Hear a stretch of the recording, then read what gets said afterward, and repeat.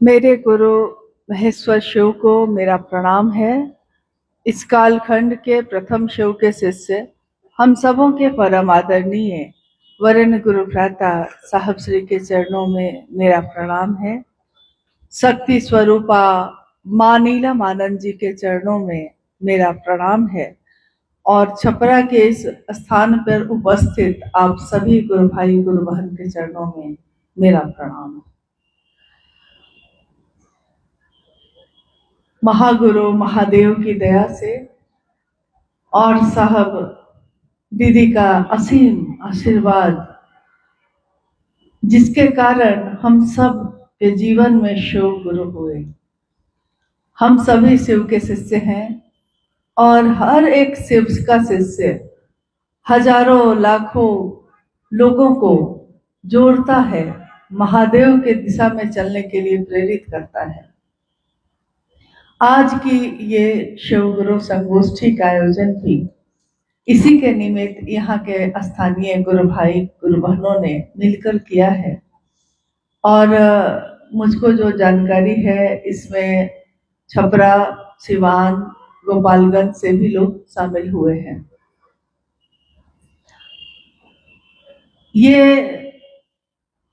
शिव गुरु संगोष्ठी, जिसमें हम सभी गुरु भाई गुरु बहन आपस में एक साथ बैठते हैं और अपने गुरु के कार्य को, जो हमने आज तक किया है, आगे भी जो हम करने वाले हैं और आज जो स्थिति चल रही है, उस पे विचार विमर्श करने के लिए, आपस में विचार का आदान प्रदान करने के लिए, कौन क्या सोच रहा है, कौन क्या कर रहा है, इसके परे जाकर अपने लक्ष्य के तरफ ध्यान एकत्रित करने के लिए। लक्ष्य अगर स्पष्ट हो, मंजिल अगर स्पष्ट हो, तो रास्ता हम ढूंढ लेते हैं। मान लीजिए कि आज इस स्थान पे हम भी पहली बार आए, इस पार्क में, ये लॉन में, जो हॉल का लॉन है, इसमें हम भी पहली बार आए, आप भी पहली बार आए। किसी ने पता दिया, बताया कि यहाँ आना है, तो आते समय रास्ते आपने ढूंढ लिए। मंजिल अगर पता है, जाना कहाँ है ये पता है, तो रास्ता हम ढूंढ लेते हैं। साहब श्री ने, शिव के शिष्य ने, इस युग में, इस कलयुग में, इस कालखंड में महादेव का पता दिया, महादेव के तरफ चलने का रास्ता बताया ही नहीं, उस पे कैसे चला जाए ये सिखाया भी और अपने साथ लेकर चले भी। सिर्फ उन्होंने ये कहकर छोड़ नहीं दिया, सिर्फ उन्होंने ये नहीं कह दिया कि हाँ आप जाइए, अब जैसे जाना है जाइए। उन्होंने ये मंजिल बताने के साथ साथ शिव शिष्यता का राजमार्ग भी बताया। और शिव शिष्यता का राजमार्ग क्या है, शिव की शिष्यता क्या है, आध्यात्म क्या है, गुरु भाव क्या है, गुरु का अनुग्रह भाव क्या है, शिव की शीश रिक्षा में जो उनका दया भाव है वो क्या है। ऐसे अनेक प्रश्न हमारे मन में उठते ही रहते हैं। आइए हम लोग कुछ उस पे बात करते हैं, क्योंकि आप में से ज्यादातर गुरु भाई गुरु बहन, मुझको लगता है कि गुरु के काम में तेज गति से चलते हैं। तो हमको जब भी हम किसी से बात करते हैं तो हम कहते हैं कि शिव की शिष्यता एक आध्यात्मिक जागरण है। तो स्वाभाविक है कि वो व्यक्ति प्रश्न करता है कि आध्यात्मिक मतलब क्या होता है, अध्यात्म मतलब क्या होता है। अध्यात्म का अर्थ होता है खुद की खोज, अपनी खोज।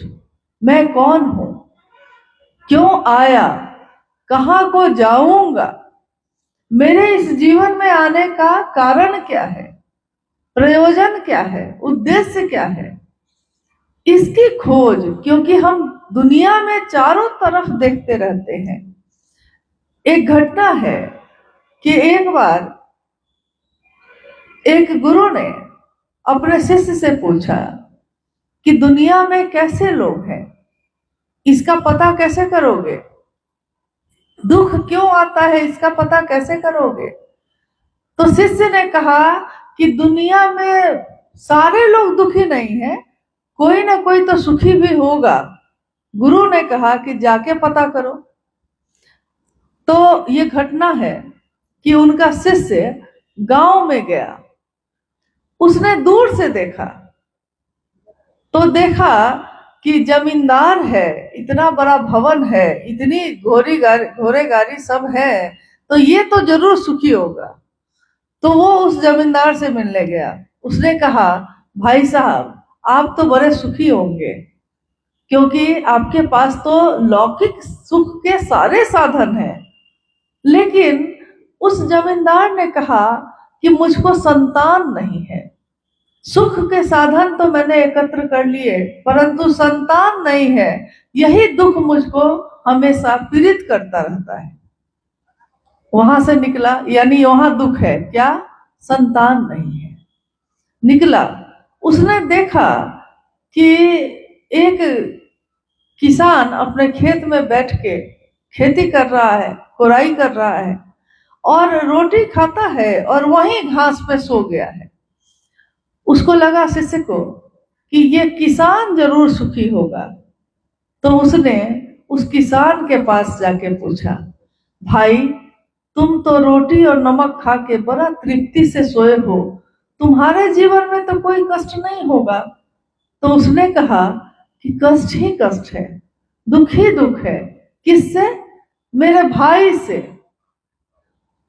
उस किसान को दुख था अपने भाई से, लड़ाई चल रही है भाई से, तो दुखी है वो, लेकिन किसके कारण? भाई से। इस तरह से वो शिष्य सबके पास घूम गया। हर व्यक्ति दुखी है, परंतु किससे? किसी ना किसी दूसरे व्यक्ति से। सब दुखी है, हम और आप भी दुखी हैं। किससे? जब पूछा जाए आपसे कि आप भाई गुरुवान गुरु भाई आप किसी से दुखी हैं क्या, तो आप कहिएगा कि हाँ, अमुक आदमी महादेव का काम नहीं कर रहा है, अमुक आदमी शिव चर्चा में व्यापार कर रहा है, हम उससे दुखी हैं। तो सबसे दुखी हैं हम लोग। लेकिन आज तक किसी ने नहीं कहा कि मैं खुद से दुखी हूं, कि मैं क्यों नहीं महादेव का काम करता। मेरे जीवन में तो सुख आया है, मेरे जीवन में तो आनंद है, मुझको तो शो मिले हैं, मुझको तो साहब दीदी का सानिध्य मिला, मुझको तो उनका संदेश मिला है, मैं क्यों नहीं खुश हूं? और मैं अगर खुश हूं तो मैं इस बात से अपने से दुखी क्यों नहीं हूं कि मेरे द्वारा महादेव का काम होता है कि नहीं। मेरा बस दूसरे पे नहीं चलता। ठीक है, दूसरा गलत कर रहा है, आप उसको ठीक कर सकते हैं? नहीं कर सकते। आप कोशिश भी कर सकते हैं, लेकिन कोशिश करने के बाद जब आपकी कोशिश बेकार चली जाएगी, तब आप कहिएगा, थक के हार के सोचिएगा कि मेरी कोशिश बेकार हो गई और मेरे द्वारा ये समस्या का समाधान नहीं हो सकता। तो आखिर हम कहते हैं कि महादेव के द्वारा ही इसका समाधान हो सकता है, तो हम महादेव पे ही निर्भर करते हैं। खुद से कोई दुखी नहीं है, पूरी दुनिया दुखी है, परंतु बहुत सुंदर एक भजन है कि एक दूसरे के सुख में हमको बड़ी जलन है। जब से देखा जग में यही चलन है कि एक दूसरे के सुख में हमको बड़ी जलन है, बहुत दुख है हमको। दूसरा क्यों सुखी है, दूसरा क्यों खुश है, तो उसकी खुशी को देखकर हम दुखी हैं। लेकिन कोई इस बात से दुखी नहीं है कि मेरी यात्रा का क्या होगा। आध्यात्म का अर्थ ही होता है मेरी यात्रा, मैं कौन हूं, मुझको क्या करना है। दूसरा अगर नहीं करता है तो मैं खुद कर सकती हूँ कि नहीं। दूसरे अगर मेरे पिता हैं अगर, और मेरे पिता के 4 बच्चे हैं, अगर 4 बच्चों में से 3 बच्चे पिता की सेवा नहीं कर रहे हैं, तो क्या हम ये कह सकते हैं कि ठीक है वो नहीं कर रहा है तो मैं भी क्यों करूं? नहीं ना, क्योंकि हम ये तो सोचेंगे ना कि दूसरों पे मेरा बस नहीं है, मेरे भाइयों पे मेरा बस नहीं है, खुद पे तो मेरा बस है। मेरा कर्तव्य क्या है, मेरी जिम्मेदारी क्या है? मेरी जिम्मेदारी है कि मैं अपने पिता की सेवा करूं। मैं शिव का शिष्य, दूसरे शिव के शिष्य हैं और सही कर रहे हैं कि गलत कर रहे हैं, ये देखने में इतना मशगूल हूं कि मेरी अपनी यात्रा विस्मृत हो गई। अपनों की चिंता हमें सताती है, परंतु अपनी यात्रा विस्मृत हो जाती है। तो दूसरों की बात सुनते सुनते मेरा मन विस्मृत हो गया, भूल बैठा कि मेरी अपनी यात्रा क्या है, अल्पकालिक यात्रा है। उसकी योजना में दीर्घकालिक योजना बना रहे हैं। अल्पकालिक यात्रा में छोटी सी यात्रा है जीवन की, जन्म लिया है, कुछ साल रहेंगे, 60 साल, 70 साल, 80, 90, 100 साल, और 100 साल बाद क्या होगा? सब कुछ तो यही छोड़ के जाना होगा। कोई कुछ भी साथ लेकर नहीं जा सका, कोई कुछ भी साथ लेकर नहीं आ सका, लेकिन उसकी कीर्ति रह जाती है, नाम रह जाता है। जो उसने काम किया है वो काम रह जाता है, लोग उसको याद करते हैं। आज हम लोग छपरा में हैं, कल हम लोग कुशेश्वर स्थान में दरभंगा में थे। लाखों गुरु भाई गुरु बहन, लेकिन उस लाखों में से ज्यादातर लोगों ने एक गुरु भाई का नाम बार बार लिया। आज वो शरीर में नहीं थे, शिवलीन हो चुके हैं, परंतु उस गुरु भाई ने साइकिल चलाकर मीलों मील जाकर अपने महादेव का संदेश देने का काम किया। इतना किया कि वहां के लोग उसको भूल नहीं पाए। महादेव का काम करने वाले को लोग नहीं भूल पाते। आज साहब और दीदी का नाम हम लेते हैं। साहब और दीदी के जीवन में कांटे भी थे, फूल भी थे। दुनिया को उन्होंने कांटे नहीं दिए, दुनिया को उन्होंने फूल दिया। क्या सारे लोग साहब और दीदी को चाहते थे? क्या सारी दुनिया के लोग चाहते थे? ऐसा नहीं था। कुछ न कुछ लोग तो ऐसे थे ही जो नहीं चाहते थे, परंतु आपके चाहने के लिए मैं थोड़े ही आया हूं। दूसरे मुझको चाहे, इसके लिए कोई शिव का शिष्य इस धरती पे थोड़े ही आया है। उसके शिव उसको चाहे, वो शिव को चाहता है। शिव मुझको चाहे, मैं जिसको चाहता हूं, उसके लिए मेरा सर्वस्व न्यौछावर हो जाए, मैं तो इसके लिए आया हूं। आपके अच्छा समझने से मेरा जीवन नहीं चलता, मेरे शिव के अच्छा समझने से मेरा जीवन चलता है।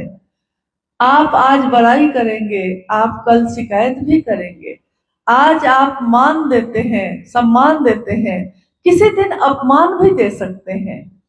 दुनिया की ये रीत है कि जब कोई किसी को सम्मान देना शुरू करता है तो अपमान झाड़ियों में बैठकर मुस्कुराता रहता है कि बहुत मान ले रहे हो, बहुत सम्मान ले रहे हो, तो एक दिन अपमान को भी अपनाना पड़ेगा, एक दिन अपमान का सामना भी करना पड़ेगा।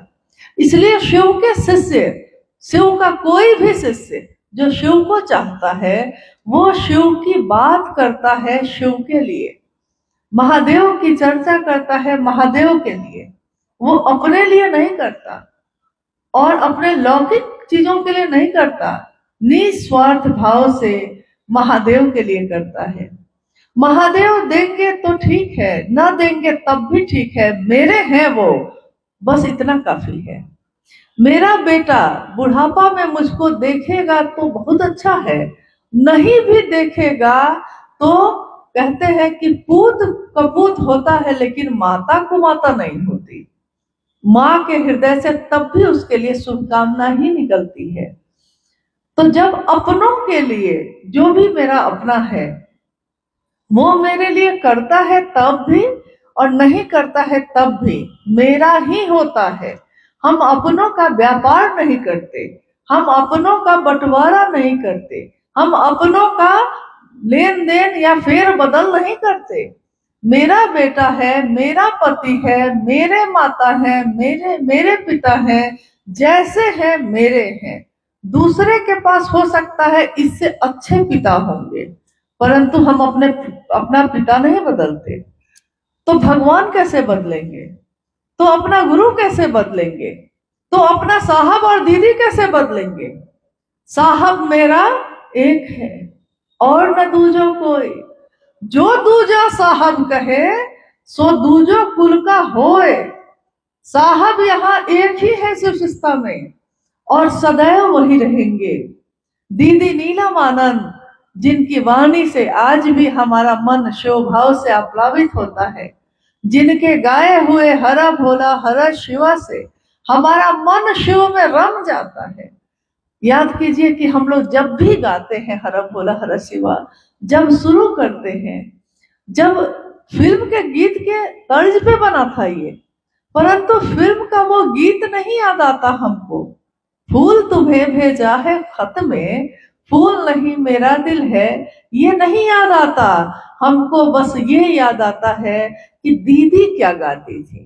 तो दीदी ने क्या गाया है? हरा भोला भोला भोला हरा हरा, हरा शिवा शिव शिव हरा हरा। कैसे गाया है? आज लोग बहुत तरह से गाने लगे उसको, अलग अलग तरीके से, अलग अलग धुन में, परंतु मूल धुन तो उसकी एक ही है ना। शिव की शिष्यता की बात करने का मूल तरीका तो एक ही है। आज लोगों के पास अलग अलग तरीके हो गए हैं, लेकिन जब साहब ने शुरू की थी तो वो मूल तरीका तो एक ही था। जब हम गाते हैं, जब भी हम शिव की बात करते हैं, जब भी हम शिव चर्चाओं में हरा भोला गाते हैं, तो हमको किसकी याद आती है? जबकि आप में से बहुत लोग दीदी नीलम आनंद जी से नहीं मिले होंगे। बताइए, आप में से कितने लोग सशरीर उनसे मिले हैं? कितने लोग शरीर में दीदी से मिले हैं? 2 4 5 बस। लेकिन ये बताइए कि जब भी आप गाते हैं हरा भोला जागरण भजन, तो आप किससे मिलते हैं उस समय? आपको किसकी याद आती है? किसकी? माँ नीलम आनंद जी की। माँ के साथ जब भी महादेव का कार्यक्रम शुरू होता था, तो जब भी हम लोगों ने गाया है, सौभाग्य मिला उनके साथ रहने का, उनके साथ हरा भोला की धुन को गाने का और उसमें डूब जाने का। मन महादेव में डूब जाए, शिव की दया की अतल गहराइयों में मेरा मन डूब जाए। हर भोला भोला भोला हर हर, हर शिवा शिवा शिव शिव हरा हरा, हर भोला भोला भोला भोला हर हर, हर शिवा शिव शिव हर हर, हर भोला। ये शब्द नहीं है, ये सिर्फ गीत नहीं है, इसमें माँ नीलम आनंद जी के हृदय के भाव भी शामिल हैं।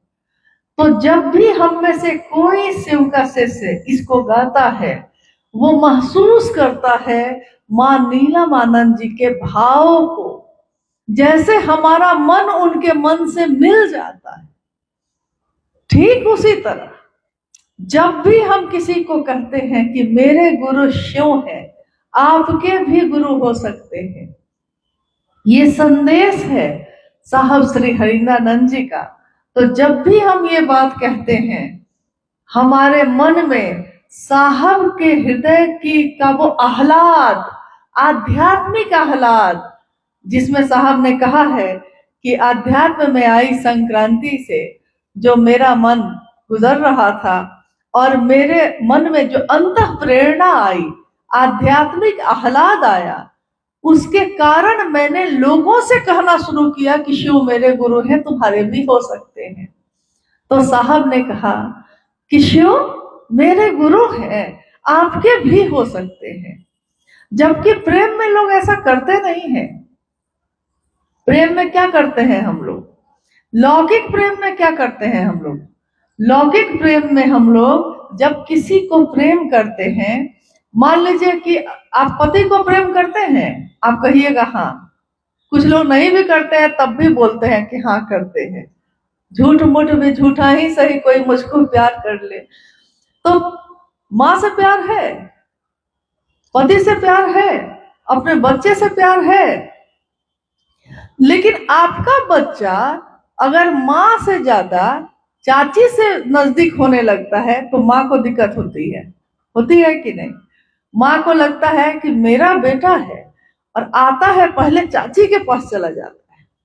मेरा है, मेरा बेटा है, तो पहले किसके पास होना चाहिए? माँ के पास होना चाहिए। मेरा पति है और मेरी तरफ नहीं देखता है, दूसरे की तरफ देख रहा है, तो क्या है? कोई तुझको देखे तो जलता है दिल, बड़ी मुश्किलों से फिर संभलता है दिल। तो मेरे पति को कोई दूसरा कैसे देखा, मेरा पति किसी और को कैसे देखा? देखिए, जो लौकिक प्रेम है उसमें संकीर्णता है, उसमें बंधन है। लौकिक प्रेम में हम चाहते हैं कि जो मेरा है सिर्फ मेरा रहे, किसी और का ना हो। चाहते हैं ना? जो मेरा है उसको हम चाहते हैं कि किसी के साथ बांटे। मेरा पति सिर्फ मेरा है बोलते ही रहते हैं।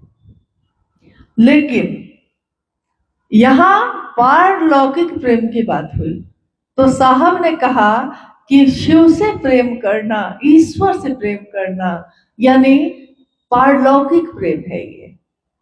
लौकिक प्रेम में तो जलन है, लौकिक प्रेम में तो गुस्सा है, घबराहट है, असुरक्षा है। नहीं होता है? असुरक्षा हो जाती है ना, मन घबराने लगता है ना कि हमको छोड़ देगा क्या। गुरु भाई गुरु बहन साथ में चल रहा है, लौकिक प्रेम पैदा हो गया है, गुरु भाई से खूब प्रेम हो गया, गुरु बहन से खूब प्रेम हो गया, तो मन घबराता है ना। किसी और के साथ देखे नहीं कि मन घबराने लगा कि कहीं हमको छोड़ देगा क्या, अब मेरी टीम में नहीं चलेगा, अब उसकी टीम में चला जाएगा क्या, बड़ी घबराहट है। लेकिन साहब को ये घबराहट क्यों नहीं हुई? साहब को शिव से प्रेम है, लेकिन इस प्रेम में साहब चाहते हैं कि मेरे गुरु शिव सबके गुरु हो जाए। देखिए, सिर्फ मेरे नहीं रहे, आपके भी हो जाए और आप भी हो जाइए। ये मामूली बात नहीं है। आध्यात्म में ये जागरण, ये असाधारण बात है जो आज तक के इतिहास में कभी हुआ ही नहीं। मेरा गुरु सबका हो जाए, मेरा शिव सबका हो जाए, सब उसके हो जाए, और कोई मुझसे मिले या ना मिले लेकिन मेरे शिव से मिले। कोई मेरा नाम ले या ना ले लेकिन मेरे गुरु का नाम ले। साहब की भावना क्या है? ये है। लेकिन जैसे ही आप देखिएगा कि किसी की भावना ये है कि आप मेरा नाम लीजिए, जैसा अभी थोड़ी देर पहले जिज्ञासा में अनुभव आप बोल रहे थे, जो मैं सुन रही थी कि बरखा दीदी की चर्चा में जाने। अरे बरखा दीदी की चर्चा नहीं है, ये शिव की चर्चा है। ये किरण दीदी की चर्चा नहीं है, ये महेश भैया की चर्चा नहीं है। ये किसकी चर्चा है? शिव चर्चा है। शिव चर्चा में हम लोग आए हैं। ये किसी व्यक्ति की चर्चा हो ही नहीं सकती, शिव की बात है ये। हाँ, इसमें हम लोग शामिल होने आए हैं। तो शिव से क्यों आपको द्वेष हो रहा है, घबराहट क्यों हो रही है? कि कोई यहाँ आया नहीं कि आपके मन में घबराहट हो गई कि अब ये मेरा आदमी नहीं रहा। जब आप शिव के हैं तो कोई यहाँ आएगा तो वो शिव का ही होगा ना। घबराहट क्यों है? कोई मेरे साथ चले या ना चले, कोई आएगा कोई जाएगा, उससे क्या हो जाएगा? महादेव तो मेरे रहेंगे ना, महादेव थोड़े ही छोड़ देंगे मेरा साथ। तो लौकिक रिश्तों में घबराहट है, यहाँ तक कि गुरु भाई गुरु बहन को भी आपस में घबराहट है, असुरक्षा है, लगता है कि इसको हम चलाए थे, इसके नाम की घोषणा हम किए थे। भूल गया कि नाम की घोषणा आपने की थी, परंतु घोषणा करना साहब दीदी ने सिखाया था।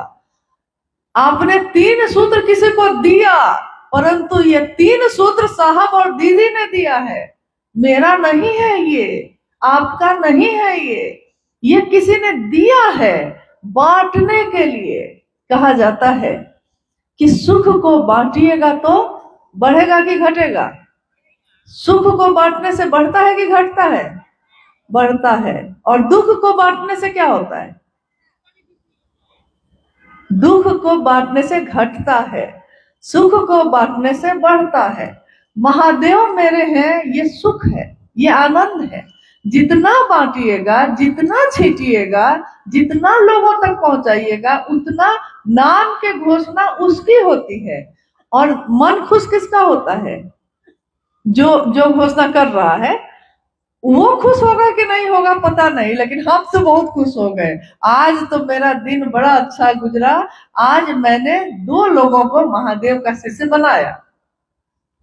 वो उतना खुश होगा कि नहीं हमको नहीं पता, लेकिन हम तो काफी खुश हुए, क्योंकि महादेव से जोड़ा है। महादेव से याद रखिएगा, दिक्कत कहाँ हो रही है कि हम लोग अगर अपने से जोड़ेंगे तो दुख होगा, क्योंकि वो छोड़ेगा, आपको छोड़ेगा ही छोड़ेगा। शिव को पकड़ा है, हमको और आपको नहीं पकड़ा है, तो एक दिन तो छोड़ेगा ही छोड़ेगा। जीवन भर तक कोई रिश्ता किसी के साथ नहीं चलता, छोड़ेगा, तकलीफ होगी। लेकिन आपने तो उसके नाम की घोषणा की थी महादेव का शिष्य बनने के लिए, अपना शिष्य बनने के लिए तो किया नहीं था। दुख क्यों हुआ? तकलीफ क्यों हो रही है?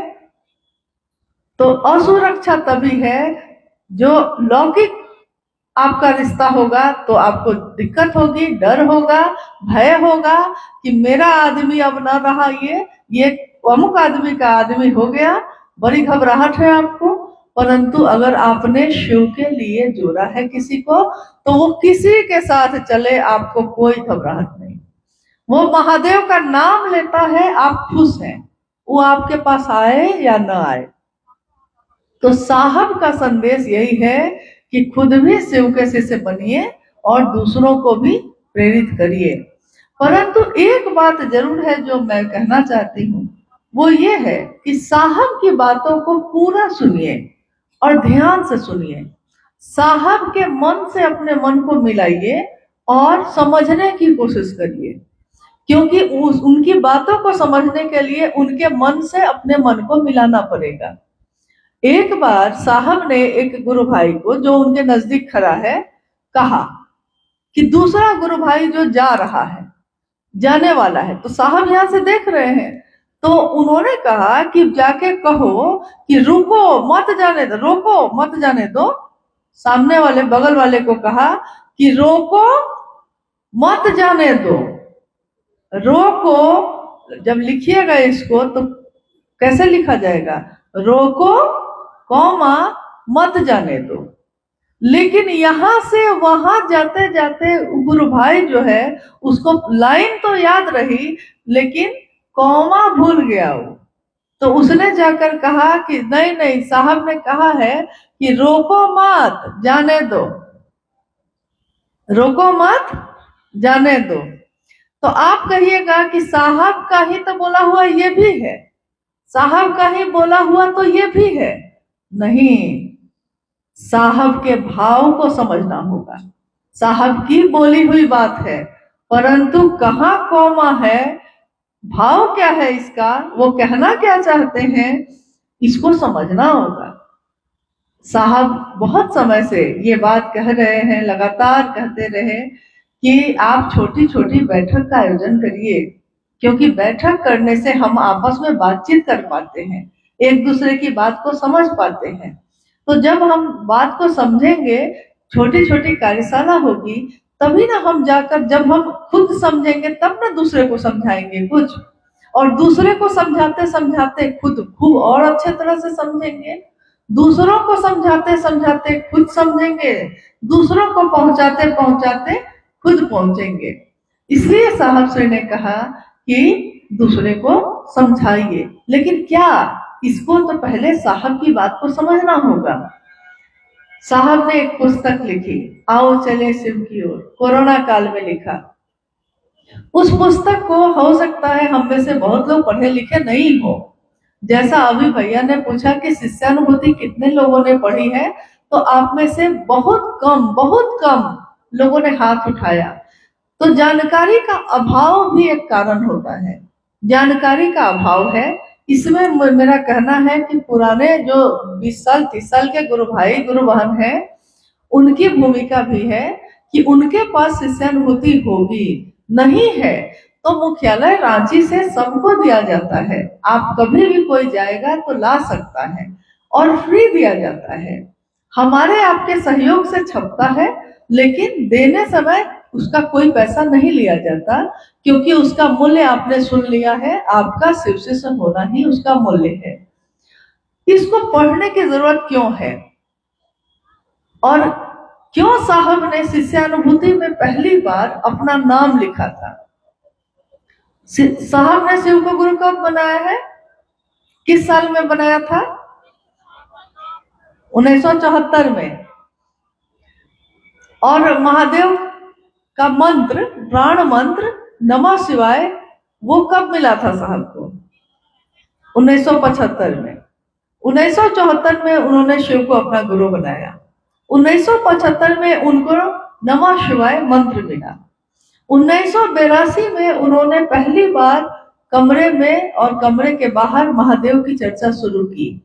1986 में पहली बार आकाशवाणी जो सुनाई दिया, तो उन्होंने दूसरों से ये कहना शुरू किया कि तुम शिव के शिष्य बने हो, दूसरों को भी शिव का शिष्य बनाना। लेकिन शिष्यानुभूति उन्होंने 1990 में छपवाई है, जब वो पटना आ गए। क्यों छपवाई? जब 1982 में उन्होंने महादेव की बात दूसरों से करनी शुरू की, तो उन्होंने अपने साथ बैठे, अपने आसपास बैठे गुरु भाइयों पे भरोसा किया कि ये तो मेरा गुरु भाई है, मेरी बात को ईमानदारी से दूसरों तक पहुंचाएगा। क्योंकि एक ही व्यक्ति हर जगह तो नहीं जा सकता, एक साहब कहाँ जाते। तो उन्होंने दूसरों पे भरोसा किया, उनको कहा कि आप लोग महादेव से लोगों को जोड़िए, महादेव की शिष्यता से लोगों को का जुड़ाव करिए। वो लोग जाने लगे। महादेव की बात में ताकत है, महादेव के नाम में ताकत है, शिव की चर्चा में ताकत है, लोगों को जोड़ता है, शिव भाव से भरता है, स्वयं को भी और समूह को भी, दोनों को शिव भाव से भरता है। तो जब लोग क्षेत्रों में जाने लगे, जो लोग साहब के नजदीक बैठे हैं, आप गौर कीजिएगा, साहब ने अक्सर कहा कि मेरे अपनों ने मुझको ठगा। कौन थे ये अपने? क्योंकि उनकी पत्नी और बेटा बेटी तो उनके साथ था ही। उसके बाद उन्होंने किसको अपना बनाया था? गुरु भाई गुरु बहनों को। तो विश्वास किया। लेकिन जब ये लोग क्षेत्र में जाने लगे, तो कुछ लोग तो बड़े अच्छे मन से महादेव का काम करते, लेकिन उसमें से कुछ लोग ऐसे थे जो लोगों को खुद से जोड़ने लगे। क्योंकि देख लिया कि साहब तो यहाँ आए नहीं है, यहाँ तो हम आए, तो ये जो 100 आदमी जुड़ गया, तो ये कौन हो गया? ये 100 आदमी जुड़ गया, मतलब ये 100 आदमी मेरा आदमी है। तो हम ना अब इसके लिए साहब हो गए, साहब तो आए नहीं, तो हम ना अब इसके बताने वाले हो गए, हम ना इसके मार्गदर्शक हो गए। तो वो दूसरों को समझाने लगा कि देखो, तुम्हारा नाम की घोषणा तो हम ही किए ना, हमें ना तुमको महादेव की तरफ चलना सिखाए हैं, तो हमसे बिना पूछे शिव चर्चा शुरू नहीं होगी। हम आएंगे तभी हरा बोला शुरू होगा, हमसे पूछे बिना तुम कहीं चर्चा रखना नहीं। क्योंकि अब क्या हो गया, ये मैंने किसी को शिव से नहीं बनाया, मैंने क्या कर दिया, गुलाम बना दिया। कि गुलाम मतलब मेरे बात पे तुमको चलना है। साहब ने तो ये काम नहीं किया, साहब ने तो किसी को गुलाम नहीं बनाया, साहब ने तो हर व्यक्ति को ये स्वतंत्रता दी कि वो कहीं भी जाके महादेव की बात कर सकता है। फिर आपने क्यों किया ये? तो जब साहब के पास ये बात पहुंचने लगी कि कहीं कहीं लोग जाकर खुद से जोड़ रहे हैं, तब साहब ने बहुत बहुत बात आने के बाद 1990 में शिष्यानुभूति छापी, अपने हाथों से लिखा उसको, और उस पे ऊपर लिखा हुआ है हमारे गुरु शिव, आलेख हरिंद्रानंद, शिव से हरिंद्रानंद। क्यों? साहब ने कहा कि मैं अपना नाम नहीं छपवाना चाहता था, लेकिन जब मैंने देखा कि ये तो सब हरिंद्रानंद बनने की तैयारी में हो गए, तब उन्होंने हरिंद्रानंद नाम लिखवाया। प्रस्तुति नीलम आनंद। किससे प्रस्तुति करवाई इस पुस्तक की? नीलम आनंद से। पता पटना का था उस समय। पुराने गुरु भाइयों को पता होगा कि उस समय 3 पन्ने का फोल्डिंग वाला छपता था और साहब के द्वारा दिया जाता था। तो साहब ने कहा कि मैं अपना नाम कहीं छपवाना नहीं चाहता था, मैंने कभी नहीं चाहा कि लोग मुझसे जुड़े, मैंने कभी नहीं चाहा कि लोग मुझसे मिले बिना महादेव की तरफ नहीं चल पाएंगे। ऐसा नहीं है। आप मरुस्थल में रहने वाला आदमी भी अगर शिव को अपना गुरु बनाता है और कहता है कि शिव मेरे गुरु हैं, तो महादेव को उसका गुरु होने का उत्तरदायित्व तो लेना ही पड़ेगा। इसलिए मुझसे मिलने की जरूरत नहीं है। साहब ने किसी को अपना गुलाम नहीं बनाया, उन्होंने शिव का आदमी बनाया, शिव का गण बनाया। उन्होंने कहा कि शिव के गण में देवता भी हैं, राक्षस भी हैं, भूत बेताल पिशाच सब तो महादेव का ही गण है। इसलिए सबके अलग अलग पसंद नापसंद है, सबकी अपनी अपनी अभिरुचि है, परंतु सब शिव के शिष्य हैं। जब शिव के शिष्य होते हैं तो सबके मन का भाव एक हो जाता है। तो पहली बार साहब ने 1990 में ये छपवाया और लोगों को कहा, अब जो लोगों को भेज रहे थे वो, तो ये किताब दी जा रही थी कि आप जब किसी के नाम की घोषणा करेंगे तो उसको ये किताब जरूर दे दीजिएगा, ताकि वो खुद से पढ़ के खुद में जागरूक हो, खुद में उसके जागरण हो, वो खुद से पढ़ के समझे कि ये संदेश किसका है? साहब का है। शिव के शिष्य साहब हरिंद्रानंद जी का संदेश है। और बाद में भी जब कोरोना काल में उन्होंने लिखा था आओ चले शिव की ओर, उस समय साहब ने यह कहा कि मैंने 1990 में शिष्यानुभूति छापी थी, परंतु लोग उसको पढ़ते नहीं हैं, मेरी बातों को लोग नहीं पढ़ते। एक हंगामा सा बरपा है शिव की चर्चा की आंधी में, कहीं आप अपनी शिव शिष्यता को न खो बैठिए। इसके लिए जरूरी है कि आप शिष्यानुभूति को पढ़िए, सुनिए। नहीं पढ़ सकते हैं किसी से पढ़वा के सुनिए, परंतु सुनिए और उस रास्ते पे चलिए जो साहब ने दिया है।